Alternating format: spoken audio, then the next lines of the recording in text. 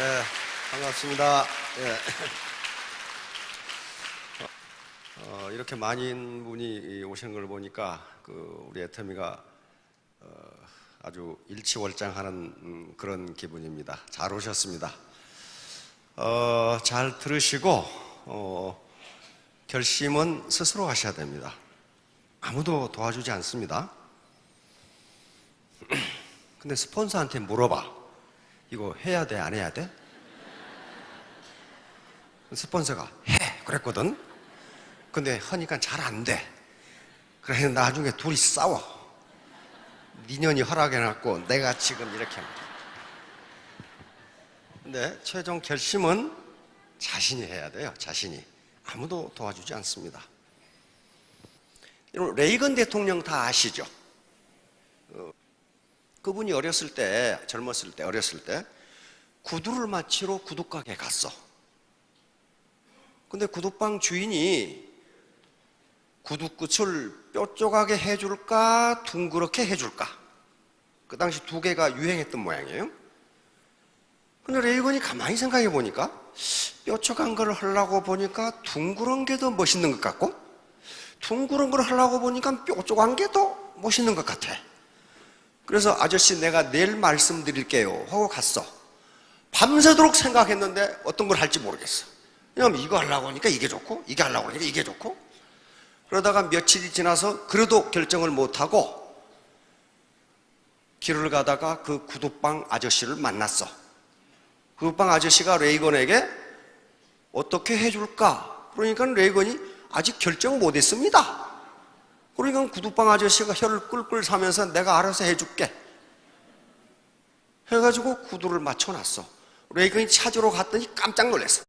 한쪽은 뾰족하게 한쪽은 둥그렇게 그렇게 만들어놨어. 결정을 못했으니까. 그러면서 구두방 아저씨가 한마디 합니다. 아이야, 모든 결정은 네가 하는 거란다. 요게 레이건을 대통령으로 만들었습니다. 모든 결정은 내가 해야 되는구나. 그래서 그때부터 단호한 결정을 하기 시작했고, 미국 대통령 중에 가장 위대한 대통령이 하나가 됩니다. 왜? 그때 소련 공산주의, 동구 공산주의가 망해버려요. 완전히 대처하고 손잡고 코콤이라는 체제를 통해서 공산권을 압박하면서, 경제적으로 압박하면서 망해버립니다. 그거예요. 그러니까 애터미를 할 것인가 말 것인가를 스폰서에게 의견을 구할 수는 있지만 최종 결심은 누가 한다? 내가 한다. 내가 한다. 그래서 그 결과에 대한 책임도 내가 지는 거예요. 그 결과에 대한 이득도 내가 보는 거예요. 이게 자기가 주인이 돼서 사는 방법입니다. 주인이 돼서 사는 방법이에요. 저 오른쪽에 보시면, 오른쪽에 맨 위에 한자로 견리사이 이렇게 돼 있죠. 예. 볼견자입니다. 이것은 이로울리, 원래는 날카로울 이자입니다.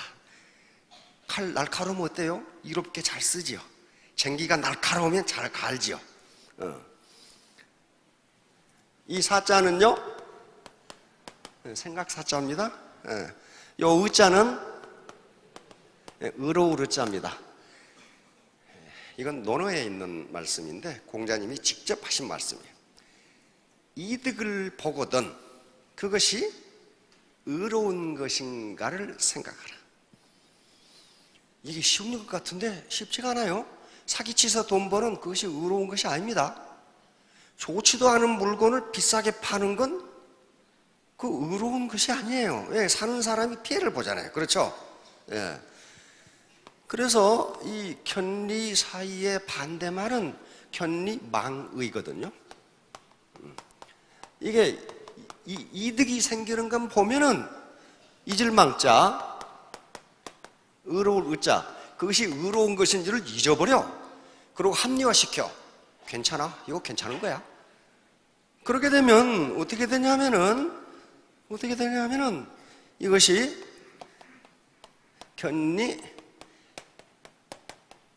망신이 된다 그런 말이에요. 이득을 얻은 것 같은데 망했다. 그런 거예요. 망했다. 그래서 반드시 이득을 얻으려면 어떻게 해야 되는가? 이걸 자기가 체득하고 있어야 돼. 지금까지 살아본 경험에 의하면 옳지 않은 방법으로 이득을 얻은 사람은요, 끝이 안 좋아. 어디 가서 앉아 계시냐 하면은 정부에서 주는 콩밥 먹고 앉아 계셔. 전부 다 거기 가서 앉아 계셔. 뭐 콩밥도 영양가가 좋으니까 거기 가시던지. 근데 아주 부자일수록 거기 가지 마세요. 가능하면. 자, 자본, 생산성, 소득. 자, 우리가 사는 사회, 체제를 크게 두 가지로 나눕니다. 체제를 무슨 체제? 정치 체제, 사회 체제, 경제 체제. 자본주의 체제가 있고 사회주의 체제가 있어요. 여기에 자본주의 체제가 있습니다. 자본주의 체제가 있고 자본주의와 반대되는 개념이 사회주의 체제입니다. 사회주의 체제. 우리는 무슨 체제예요? 자본주의 체제예요. 자본주의 체제라고. 자본. 요 자본주의 체제예요. 자본주의에는 또 크게 두 가지로 나눠요. 하나는 자본주의 시장 경제가 있고 자본주의 통제 경제가 있어요. 자본주의 통제 경제는 전쟁 때 그렇게 합니다. 자본주의지만은 자기 재산을 가질 수 있지만은 전쟁 때는 정부가 통제합니다. 우리는 자본주의 무슨 경제예요? 시장 경제. 정부가 너희들 오늘 홍천에 가라. 그래서 여기 오셨어요? 안 그러면 이장이 정부에서 홍천에 가랍니다. 오지가 아니잖아요. 시장이 결정을 했어. 시장이, 마켓이 어디 가는 게 좋을까 점을 쳐봅시다. 그래서 여기 오셨단 말이에요. 시장이 모든 걸 결정해요. 시장이. 이게 자본주의 시장 경제. 여기 어르신 농사 지어 보셨죠? 옛날에 밭에다 뭐 심어요? 옥수수 심어요? 왜 옥수수를 심어요? 옥수수를 심는 것이 가장 좋을 것 같으니까. 그렇죠? 누가 결정해? 시장이 결정하는 거예요. 시장이. 강원도에 보니까 소 많이 기르더라고요. 유구도 기르고 목장에. 그분이 왜 소를 길러? 소를 길러 파는 게 시장에서 가장 좋으니까 그러는 거예요. 돼지를 기르는 게 좋다면 돼지 길러요. 그걸 군수님이 오셔가지고 당신 돼지 길러 안 그런단 말이에요. 자본주의인데 시장 경제니까 이거 자기가 결정해요. 자기가. 아무도 결정해 주지 않습니다. 레이건의 구두가 뾰족한지 둥근지 그건 지가 결정하는 거예요. 미국은 전형적인 자본주의 시장 경제거든요. 자본주의 통제 경제는 그렇게 하지 않아요. 너 임마 뭐 생산해 이렇게 되는 거예요. 그렇다고 해서 그걸 뺏지는 못해. 전시가 되면 통제 경제로 들어가요. 사회주의. 북한은 무슨 주의? 사회주의예요. 사회주의. 북한 헌법 제1조 조선민주주의 인민공화국은 사회주의 국가이다. 이렇게. 딱 정해놨어요. 북한 헌법에 공산주의라는 말은 한마디도 안 나옵니다. 그것은 정치적으로 쓰는 용어고 체제는 자본주의와 사회주의로 나눠요. 사회주의에도 사회주의 시장 경제가 있고 사회주의 통제 경제가 있어요. 중국은 지금 체제는 무슨 체제예요? 사회주의 체제예요. 베트남? 사회주의 체제예요. 그런데 중국이 전인대에서 뭐라고 선언했냐면 우리는 사회주의 시장경제 체제다. 이렇게 선언을 했어. 사회주의 시장경제 체제다. 북한은 사회주의 통제경제 체제예요. 통제경제. 그럼 사회주의가 뭐고 자본주의가 뭐냐? 자본주의, 쉽게 말하면 자본주의는 자본을 내가 가질 수도 있다. 자본을 내가 가질 수도 있다. 사회주의는 뭐겠어요? 자본을 개인이 가질 수 없다. 누가 가져? 사회가 갖는다. 사회가 갖는다. 그게 사회주의예요. 이게 캐피탈리즘, 소셜리즘. 자, 그러면 우리가 자본주의 세상에 사니까 체제 자체가 자본주의 시장 경제니까 뭘 가져야 산다는 거예요. 뭘 가져야? 자본을 가져야 돼. 자본을 가져야 산다고요. 자본을. 이게 처음 스타트면서 결론입니다.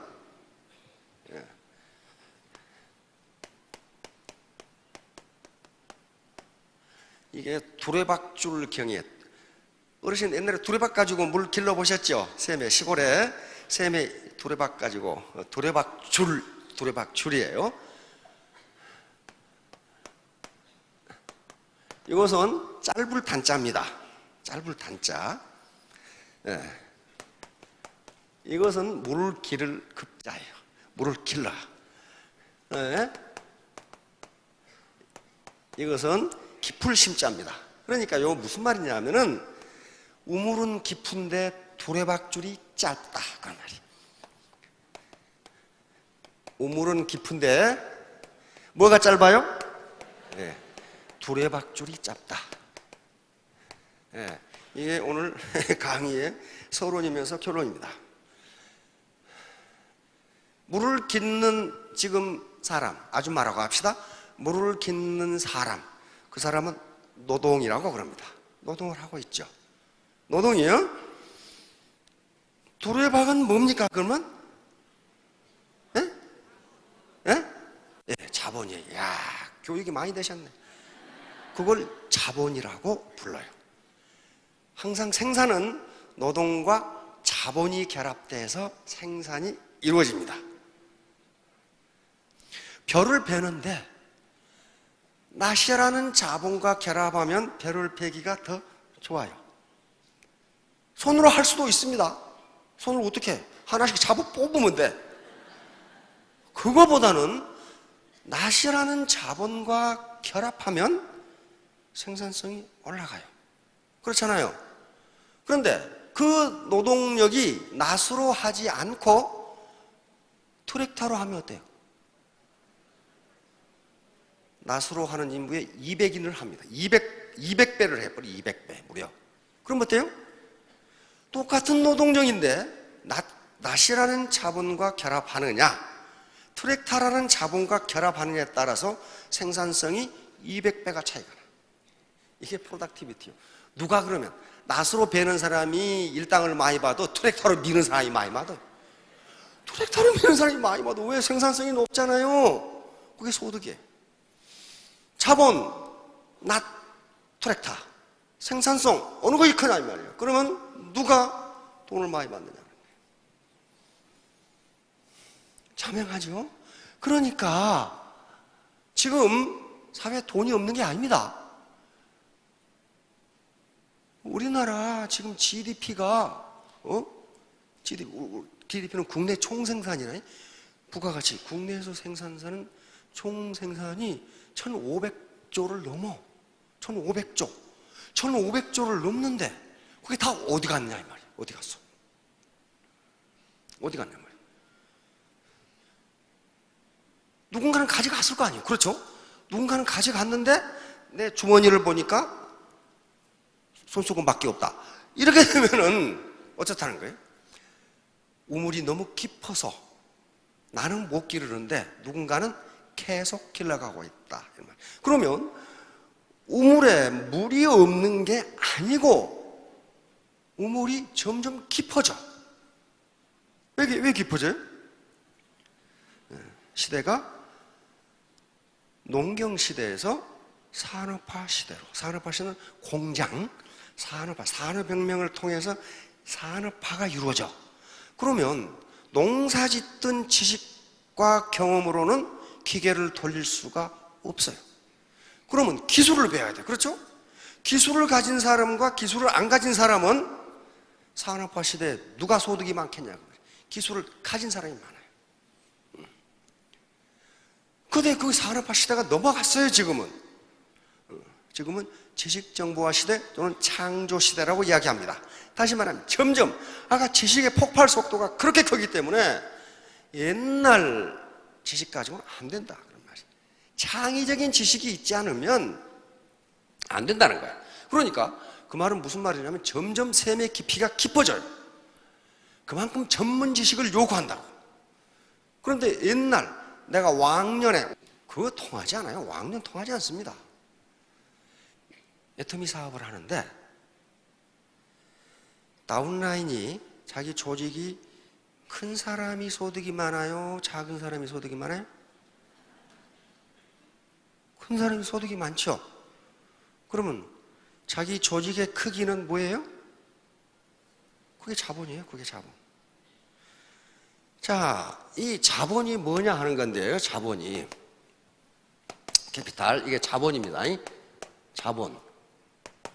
원래 자본의 정의는 인간이 만들어낸 생산수단, 이렇게 정의됩니다. 인간이 만들어낸 생산수단. 인간이 만들어낸 거예요. 생산수단인데 예를 들면 이 마이크, 이게 자본입니다. 이 마이크가 없이 제가 안 들리잖아요. 마이크라는 자본과 내 노동력이 결합하면 생산성이 올라가요. 그래서 이걸 자본이라고 그래요.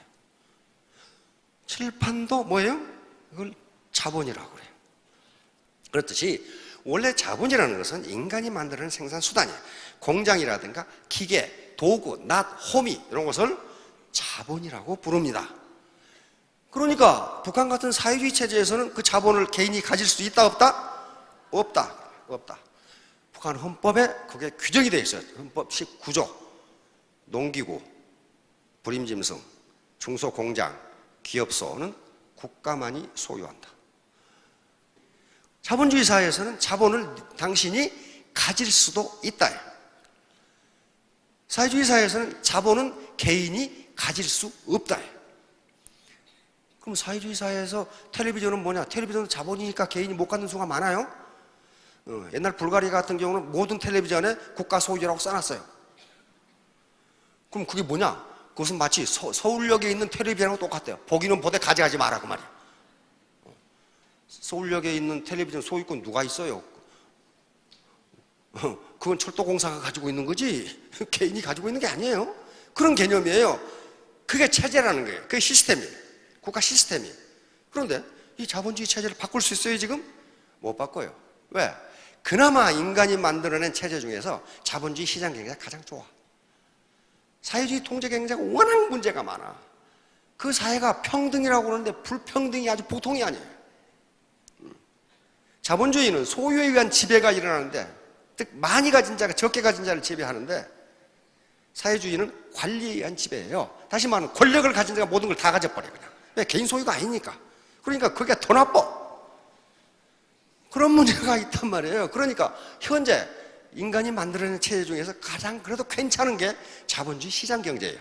이걸 개선해 나가는 거지 때려 엎을 수가 없어요. 그러면 우리가 자본주의 시장 경제에 살고 있기 때문에 자본이라는 것을 알아야 된단 말이에요. 만석군 부자, 천석군 부자 그런 말씀 많이 들어보셨죠?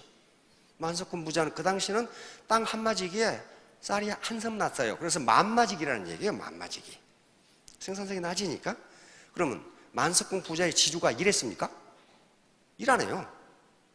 왜? 자본에서 소득이 들어오니까 그래요. 자본에서. 근데 그 시대가 지나면서 산업화 시대가 되면서 기업, 공장을 가진 사람이 부자가 됩니다. 지금은 공장을 가진 사람보다 더 부자가 있어요. 누구예요? 빌 게이츠 들어보셨죠? 빌 게이츠 뭐 하는 사람이에요, 그 사람? 마이크로소프트 사장이에요. 그렇죠? 그 공장 없어요. 아무것도 없어.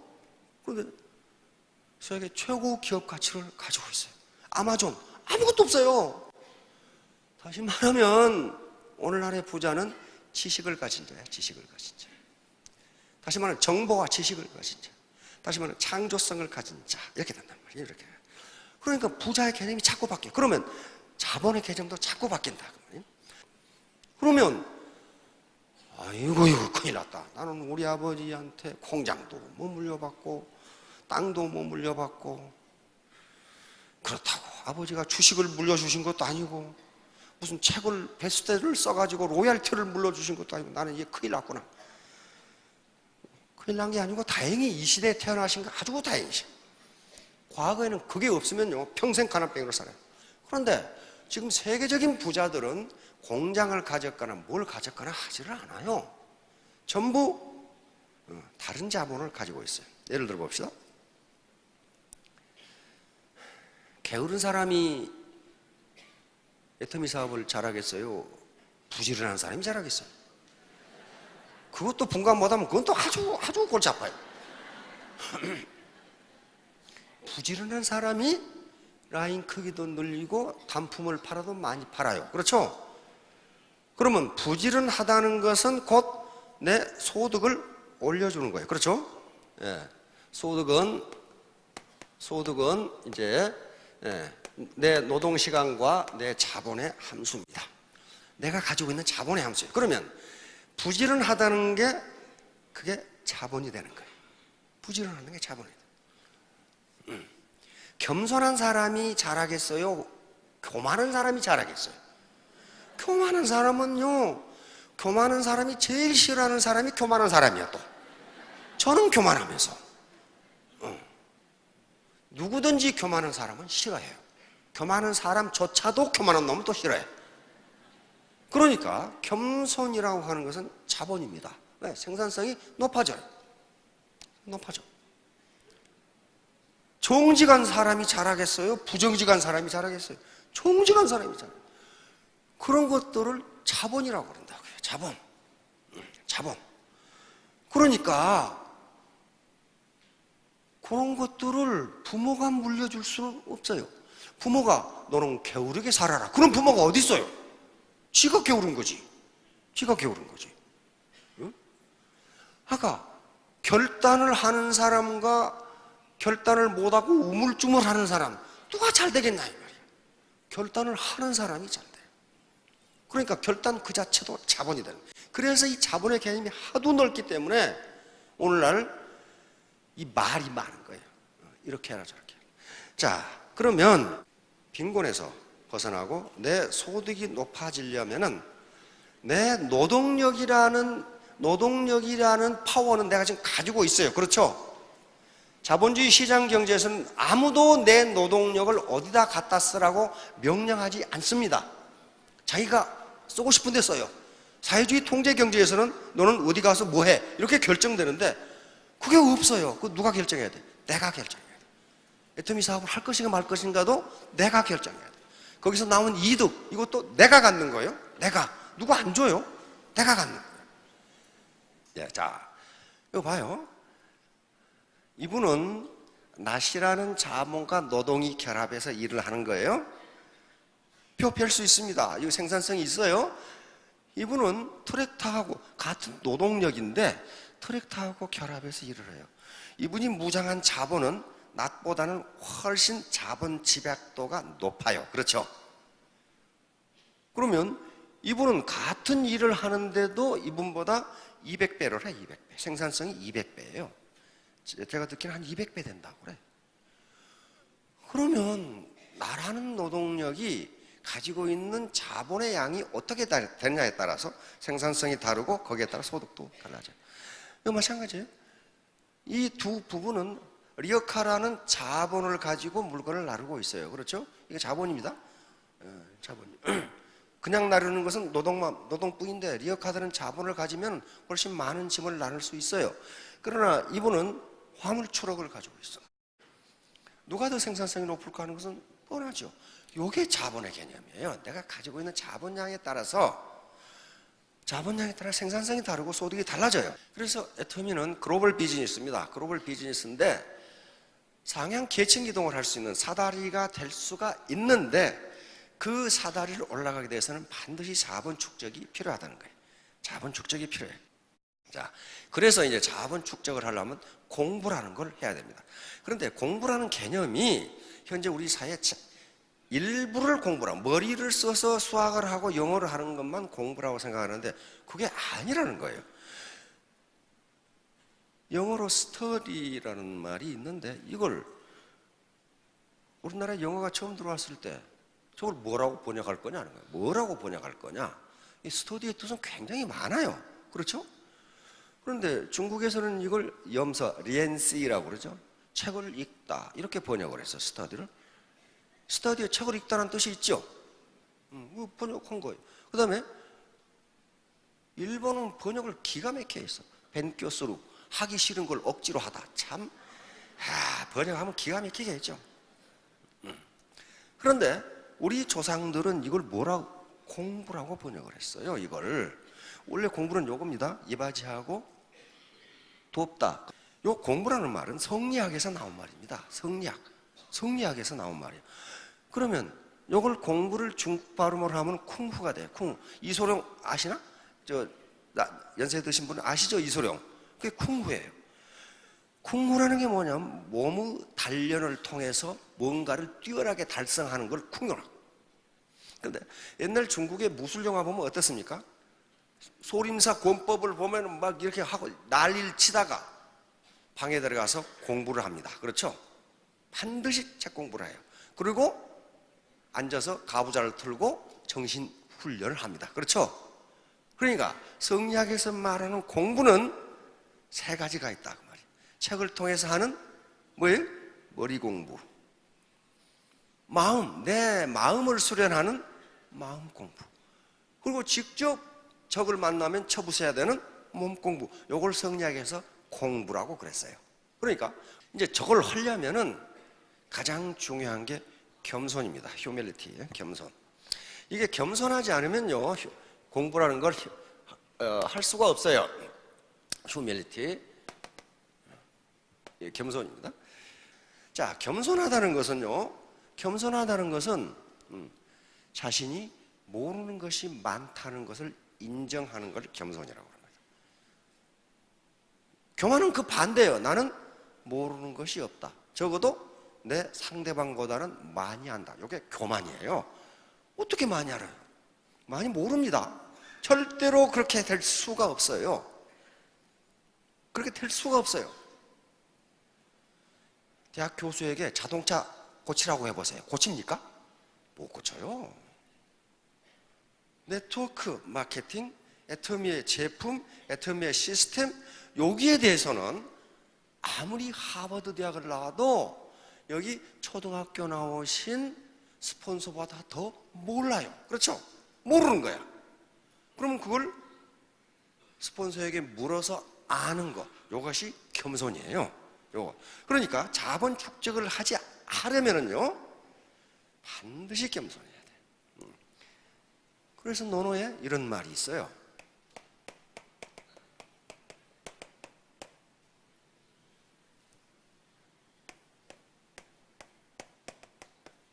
이게 무슨 말이죠? 불치하문. 아니 물자, 부끄러울 치자, 아래 하자, 물을 문자. 아랫사람에게 묻기를 부끄러워 말라. 아랫사람에게 묻기를 부끄러워 말라. 근데 이걸 직접 공자님이 실천을 하셨다고요. 그래서 2500년이 지난 지금도 논어가 계속적으로 서구에서 영어로 번역되고 있는 거예요. 아무리 학문이 뛰어난 사람이라도 전문가에게 물어야 된다 하는 그 말이에요. 전문가에게 물어야 된다. 자, 그러니까 겸손이라는 것은 내가 아무리 우주공학 박사, 우주 박사라 하더라도 타단계에 대해서는, 네트워크 마케팅에 대해서는 스폰서보다 모른다. 그러면 물어야 돼요. 그런 분들이 많아요, 지금. 그런 분들은 애터미에 들어와서 굉장히 승승장구합니다. 그래서 현자들은 겸손에 대해서 모두 한 말씀씩 하셨어요. 자, 오만한 자는 남들의 오만을 싫어한다. 벤자민 프랭클린이죠.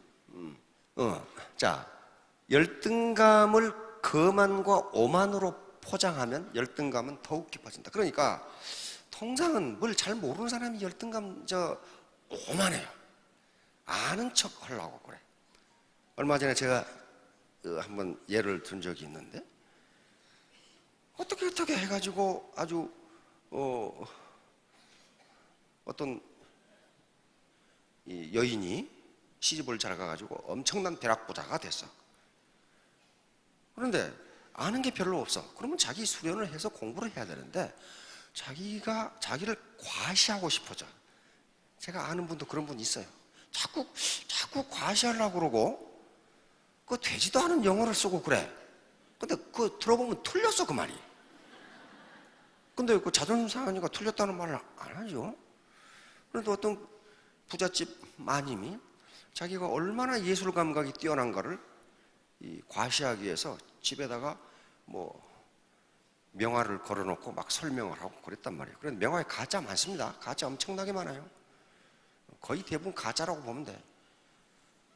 그러다가 어느 날 예술의 전당에서 프랑스 명화전이 있어서 이제 자기의 실력을 과시하기 위해서 친구들을 불렀단 말이에요. 그러면 그런데 가면 큐레이터한테 뭐 설명을 해달라고 그러든지 전문가가 설명을 해달라고 그래야 되는데 자신이 얼마나 예술 감각이 뛰어난가를 과시하게 자기가 설명하고 다녔어.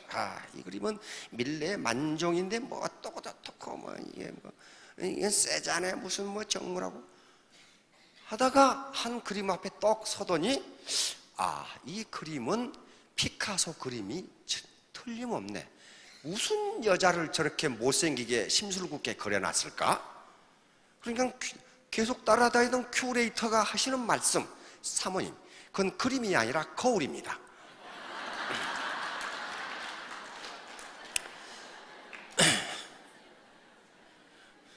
지금 무슨 말인지도 모르고 좀 이만큼만큼 하시는 아무튼 그런 적이 있다. 그러니까 모르는 걸 자꾸 과시하려고 그러면 자꾸 치부가 드러나요. 그건 모른다고 하면 돼. 저희가 대학에서 강의를 할 때도요, 학생들이 느닷없는 질문을 해. 저라도 말로 뜬금없는 질문을 해. 그런데 몰라요. 모를 때 그걸 우물우물하거나 화를 내면 안 됩니다. 그건 내가 모르겠는데 알아가지고 다음 시간에 얘기해 줄게. 그러면 조용히 넘어가요. 근데 그걸 변명하고 말이야, 이 자식아 그걸 지금 질문이라고 하냐? 이렇게 되면은 이제 교수를 믿겠어요? 안 믿어요.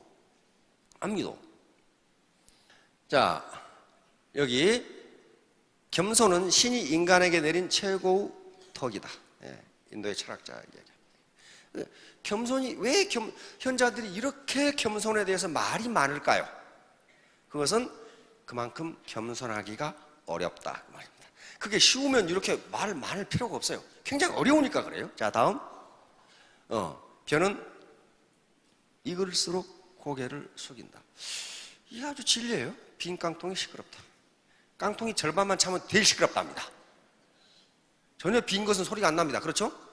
근데 절반만 차면 제일 시끄러워. 그러니까 헛똑똑이가 제일 시끄럽다 그 말이에요. 헛똑똑이가. 전혀 모르는 사람 조용해. 우리 119 소방대원한테 물었어요. 사고 났을 때 가장 먼저 구제하는 사람이 누굽니까? 그랬더니 조용하게 있는 사람을 먼저 구제한답니다. 시끄러운 놈은 그놈이 지금 떠들 힘이 있다는 거예요. 놔둬도 안 죽는다는 거예요. 그놈은. 조용하게 있는 사람은 뭔가 좀 수상하다는 거야 이게. 그 사람을 먼저 구한다. 뭔가 지금 뇌를 맞았거나 뭐가 있는 거죠. 자, 이제 자본 축적을 위해서 공부를 해야 되겠죠. 자, 이건 잊지 마세요. 우선 쿨 헤드, 이게 냉철한 이성이에요. 이게 머리 공부입니다. 뭐 알아야 되죠. 애터미의 시스템에 대해서 알아야 되죠. 이건 처음부터 다 알아야 된다 그런 거 아닙니다. 그래도 점점 알아가야 돼요. 제품에 대해서 알아야 돼요. 자기 파트너에 대해서 알아야 돼요. 알아야 뭔가 시작해요. 머리. 그러나 머리만 가지고는 절대 성공 못해요. 이게 가슴이야. 쿨 헤드가 있으면 웜 하트가 있어요. 따뜻한 마음.